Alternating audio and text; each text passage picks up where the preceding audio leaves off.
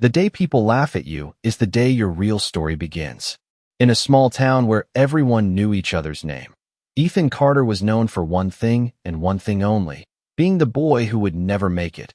He wore the same faded jacket every winter, walked past the same diners where people whispered behind glass windows, and carried dreams that no one ever took seriously.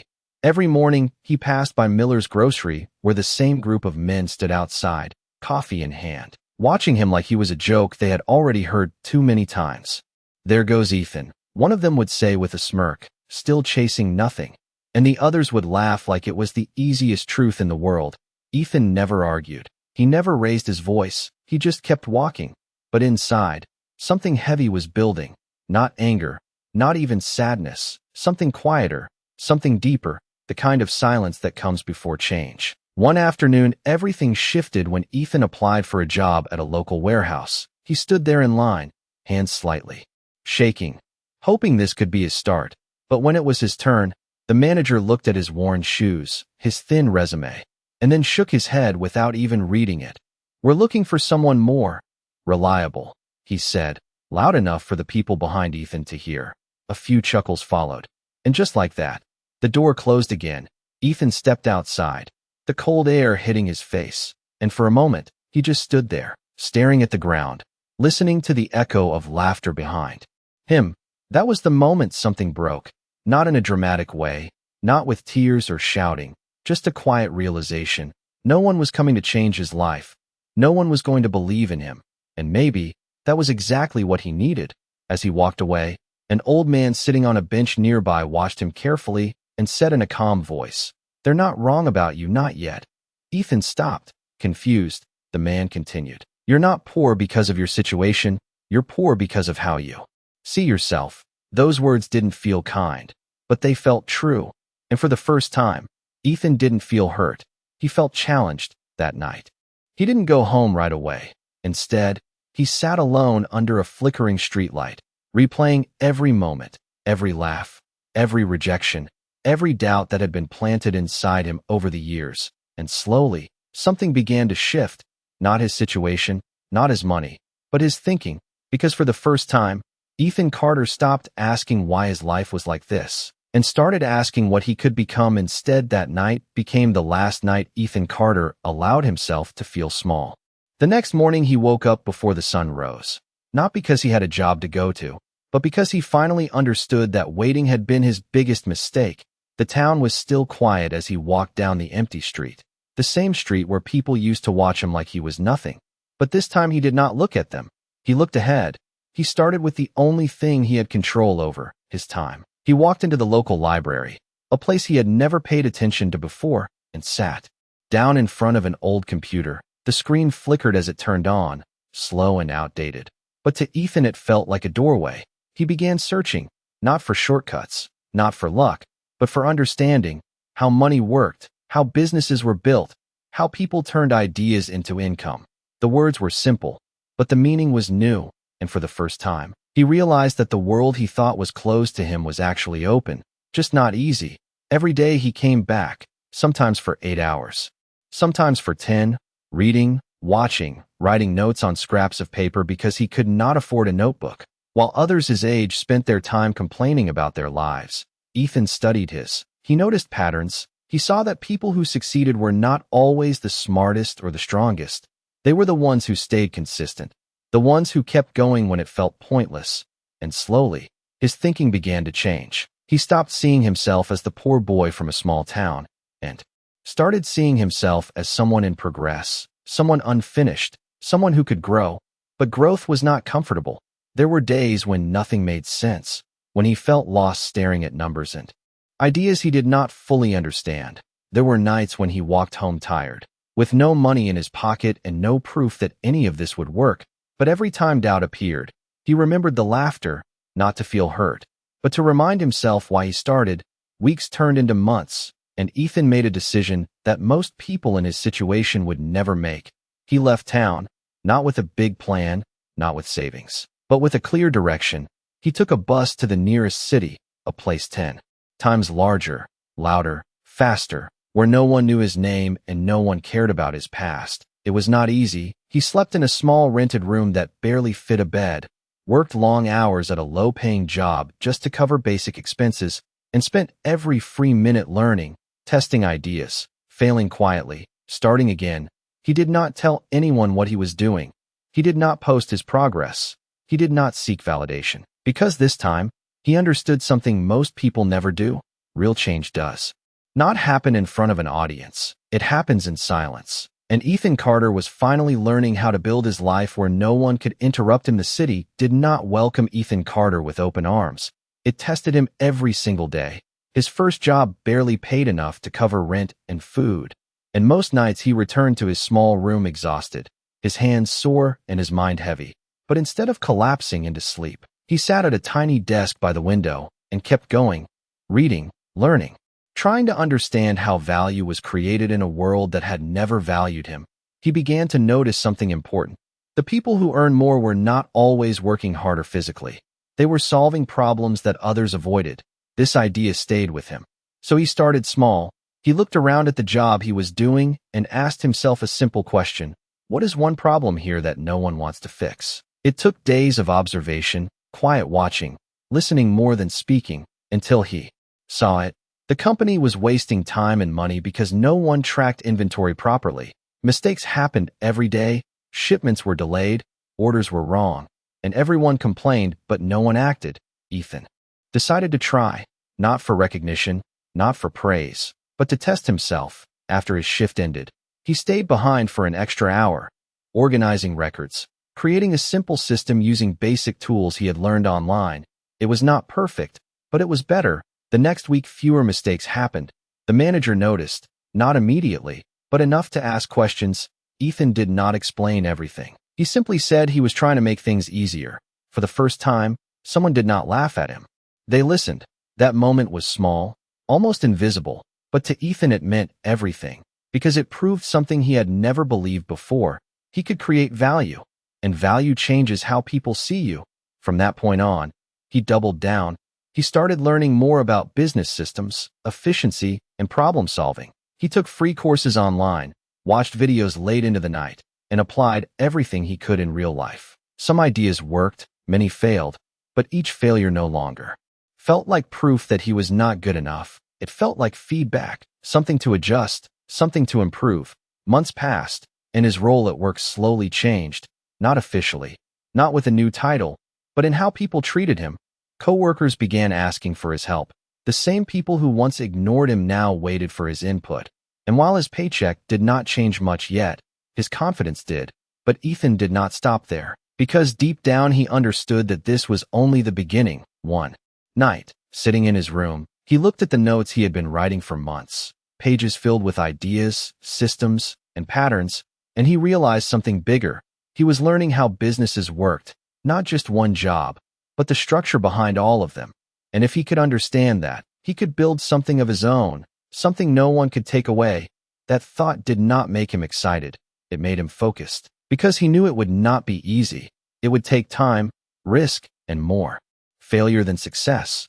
But for the first time in his life, Ethan Carter was no longer trying to escape being poor. He was building the skills to become valuable. And that changed everything. By the time a full year had passed, Ethan Carter was no longer the same person who had arrived in the city with nothing but doubt and determination. But growth did not come with comfort. It came with pressure, longer hours, harder decisions, and a constant feeling that he was still not doing enough. Even as others began to notice his progress, inside, he knew he had only scratched the surface. One evening after work, while reviewing his notes, Ethan saw a pattern he could not ignore. Every business he had studied had one thing in common. They solved a clear problem and did it better than anyone else. That idea stayed with him, not as inspiration, but as a challenge, because now the question was no longer can I learn, it became can I build. For days he thought about it, watching people, observing small inefficiencies in everyday life, from long lines at local stores to delays in simple services, until one problem stood out. Small businesses in his area struggled to manage their orders and deliveries efficiently. Many still relied on outdated methods, causing lost time and lost money. Ethan saw an opportunity, not a perfect one, not a guaranteed one, but a real one.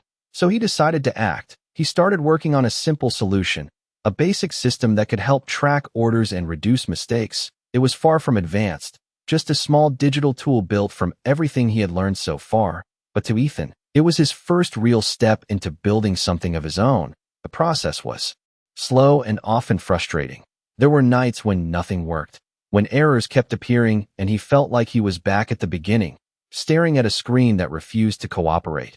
But this time, he did not walk away. He stayed, fixing one problem at a time, learning through every mistake, because now failure was no longer something to fear, it was something to use. After weeks of work, he finally had something that functioned. Not perfectly, but enough to test. The next challenge was even harder, showing it to someone. Ethan was not used to asking for attention, but he knew that building in silence only worked up to a point. So one afternoon, he approached a small store owner he had observed for weeks. His voice was steady, but his heart raced as he explained his idea, expecting rejection, expecting doubt. But instead, the owner listened, not with excitement, but with curiosity, and that was enough. They agreed to try it, just for a short time. No promises, no payment, just a chance, and that chance meant everything. Because for the first time, Ethan Carter was not just learning about value, he was offering it. The first few days were uncertain, small issues appeared, adjustments had to be made. But gradually, something changed. Orders became more organized, mistakes decreased, time was saved, and the store owner began to notice the difference, not in theory, but in real results. And with that, a quiet shift began, not in the world, but in Ethan's position within it, because now he was no longer invisible, he was becoming useful, and in a world driven by results. Usefulness is where everything begins. The first result was small, almost too small for anyone else to notice. But for Ethan Carter, it was proof that he was moving in the right direction. The store owner who had agreed to test his system began relying on it more each day. Simple tasks that once took hours were now done faster, cleaner, with fewer mistakes. And while nothing about the outside world had dramatically changed, something inside Ethan had, because for the first time, he was not just surviving, he was creating something that worked. But progress did not come without resistance. As the system became more useful, expectations grew. The store owner began asking for improvements, new features, faster performance. And there were moments when Ethan felt overwhelmed again, staring at problems he did not yet know how to solve. But instead of stepping back, he leaned in, because he had learned that growth always demands more than you think you can give. Late nights became longer, his small room filled with notes, sketches, and ideas scattered across every surface. His routine became simple and relentless. Work, learn, build, repeat. While others rested, he kept going, not because he was forced to, but because he had found something worth chasing. Weeks later, the difference in the store became undeniable. Deliveries were more consistent, customers were happier, and the owner saved both time and money. It was no longer just a trial, it was a solution. And with that came a moment Ethan had never experienced before. The store owner offered to pay him, not a large amount, but enough to recognize the value he had created. Ethan accepted, not for the money itself, but for what it represented. This was the first dollar he had earned from something he built with his mind, not just his time. And that changed how he saw everything. He realized that trading time for money would always keep him limited, but creating value could grow without limits. That idea stayed with him, pushing him to think bigger. But thinking bigger also meant facing bigger challenges, because one store was not enough. If this idea truly worked, it had to work elsewhere. So Ethan made a decision that tested his confidence. He began reaching out to other small businesses, walking into places where he knew no one, introducing himself, explaining his system, knowing that most would say no, and many did. Some ignored him completely, others doubted him, and a few even dismissed him without listening. But this time, rejection felt different. It no longer defined him, it refined him. Each no taught him how to improve his message, how to explain his value more clearly, how to connect with people who had never heard of him. Slowly, one yes became two, then three, and with each new client, Ethan's system grew. Stronger, more refined, more reliable. His confidence did not come from words anymore. It came from results, and results began to speak louder than anything he could say. But even as things started to improve, Ethan never forgot where he came from. Not the town, not the laughter, not the doubt. Because those memories were no longer weights holding him down. They were fuel pushing him forward, and deep down, he knew this was still only the beginning. Because he was no longer trying to prove people wrong. He was building something that would one day make their opinions irrelevant. As Ethan Carter continued to grow his small system into something more reliable, he began to notice a new kind of challenge, not from the outside world, but from within himself, because success, even in small amounts, can be just as dangerous as failure if it makes you comfortable. And for a brief moment, Ethan felt that comfort. His system was working, clients were slowly increasing, and money, while still modest, was finally consistent. But deep down, he knew this level would not change his life. It would only stabilize it. And Ethan was not building for stability. He was building for transformation. One night as he reviewed his numbers, he saw a clear limit. He was trading his time again, just in a different way, managing each client, fixing issues manually, answering every question himself.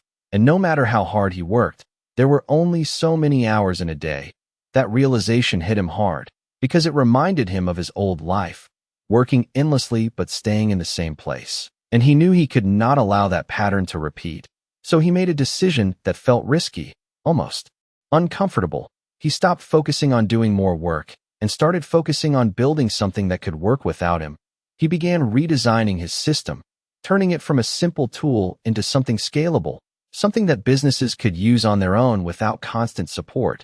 This shift was not easy. It required a completely different way of thinking. Instead of solving problems one at a time, he had to design solutions that prevented problems from happening at all, which meant more planning, more testing, and more patience.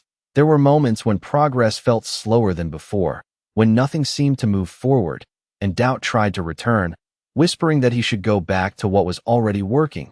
But Ethan had learned to recognize that voice. It was the same voice that once told him to stay small, and he refused to listen.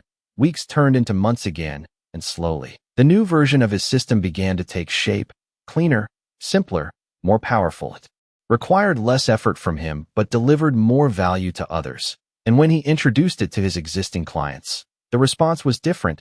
They were not just satisfied, they were impressed, because now they did not need him as much. And instead of losing value, that made his work even more valuable, because he had given them independence. And independence is something people are willing to pay for. With this shift, Ethan's time began to open up, but instead of resting, he used that time to expand, reaching out to more businesses, refining his approach, and thinking beyond just one city. He started seeing possibilities that once felt impossible, not as dreams, but as next steps. And for the first time, Ethan Carter understood a powerful truth. Success is not about working harder forever. It is about building something that continues to grow even when you are not there. And that realization quietly moved him from someone who works for income to someone who creates it. As Ethan Carter stepped into this new phase, something unexpected began to happen. Growth started accelerating faster than before. Not because he was working more hours, but because what he had built was finally working without constant effort. New businesses began signing up not through cold introductions, but through referrals. One satisfied client told another, and that client told two more, and slowly, the system Ethan had created began to spread on its own. At first, he could hardly believe it. For years, he had been chasing opportunities, and now, opportunities were beginning to find him. But with this growth came a different kind of pressure. Everything was moving faster, decisions had to be made quickly, and mistakes now had larger consequences. One small error could affect not just one client, but many. And for a moment, Ethan felt the weight of it all, the fear of losing everything he had built, the fear of not being ready. But instead of letting that fear stop him, he did something different. He used it.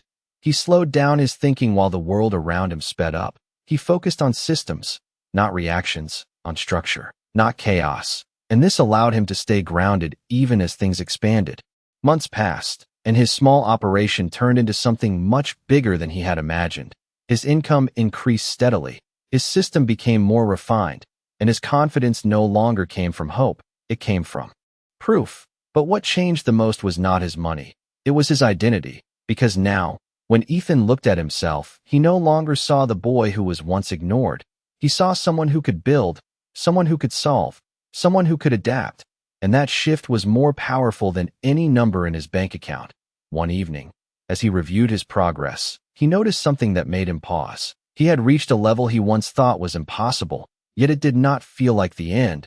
It felt like a new beginning. Because success had not answered all his questions, it had only opened bigger ones. How far could this go? How much more could he build? And more importantly, who was he becoming in the process? That night, Ethan made another quiet decision, not driven by emotion, not driven by ego, but by clarity. He would not stop at building a system. He would build something that could grow beyond him, something that could expand into new cities, new markets, something that would no longer depend on his presence at all. And with that decision, his focus shifted again, from growth to scale, from effort to vision. And as he looked out of his small apartment window at the city lights stretching endlessly into the distance, Ethan Carter realized that the life he once thought was out of reach was no longer a dream. It was a direction, and he was already moving toward it faster than anyone back in that small town could ever imagine. By the time Ethan Carter reached his mid-20s, the pace of his life had changed in ways he once could not imagine. What started as a simple solution for a small business had now expanded beyond a single city. His system was being used in multiple locations, adapted by different industries, and refined through constant feedback. But the most important shift was not in the size of what he built. It was in how he moved. Ethan no longer chased every opportunity. He chose them. He no longer reacted to problems. He anticipated them. And that level of control gave him something he had never felt before, not just confidence, but certainty.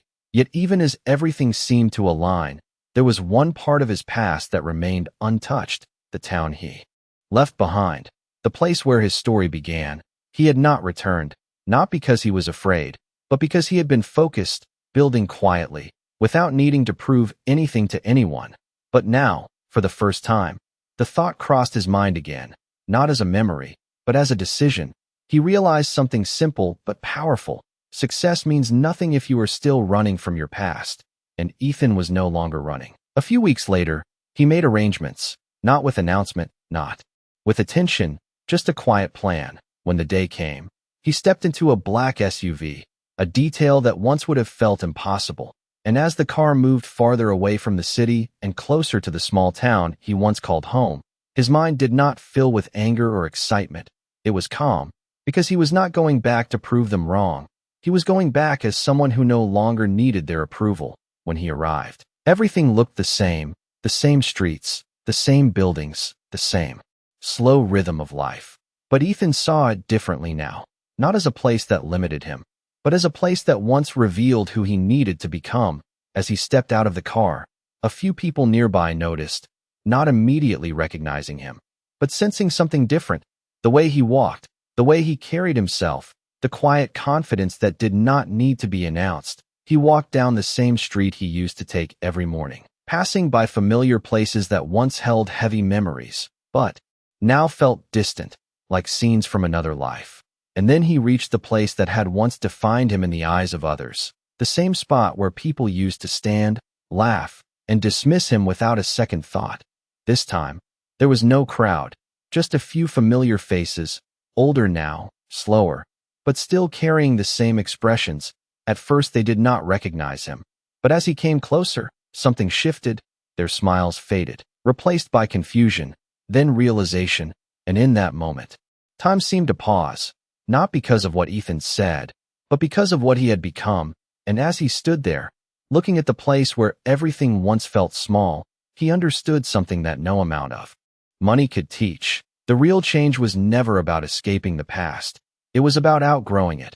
And what happened next would not be loud. It would not be dramatic, but it would be something none of them would ever forget. The silence in that moment said more than any words ever could. The same people who once laughed now stood still, searching Ethan Carter's face for the boy they used to know. But that boy was gone, not because he had changed everything around him, but because he had changed himself. One of the men who used to stand outside the store took a step forward, his voice uncertain, asking a simple question. "Ethan, is that really you?" And Ethan did not rush to answer. He simply nodded, calm, steady, without pride and without anger, because he understood something they did not. This moment was never about them. It was about who he had become when no one was watching. Another voice followed, softer this time, asking how he did it, how someone like him could turn everything around.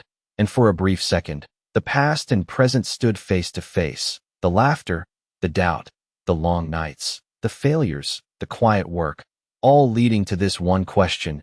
Ethan looked around, not at their faces, but at the place itself, the same street, the same walls, the same limits that once felt impossible to escape. And he spoke in a calm voice, not to impress, not to prove anything, but to tell the truth. Nothing changed overnight, he said. I just stopped waiting for someone else to believe in me. The words were simple, but they carried weight, because they were built on years of silent effort. He did not mention the failures. He did not list the sacrifices. He did not explain every step, because he knew something important. People only see the result, but the result is never the real story. The real story is the process no one stays long enough to watch. As he turned to leave, there was no applause, no dramatic reaction, just a quiet understanding settling into the air, because for the first time, they were not looking at the boy they used to judge. They were looking at someone they could not fully understand, someone who had moved beyond their expectations without asking for permission. Ethan walked back toward his car, each step steady, not rushed, not heavy, just certain. And as he reached the door, he paused for a moment, not because he needed to say more, but because he realized something deeper than success itself. The real revenge was never about proving others wrong. It was about becoming someone who no longer needed to prove anything at all. He stepped inside. The door closed quietly, and as the car drove away, the town remained exactly the same. But the way they saw Ethan Carter had changed forever, and perhaps more importantly, the way Ethan saw himself had changed long before this moment ever happened.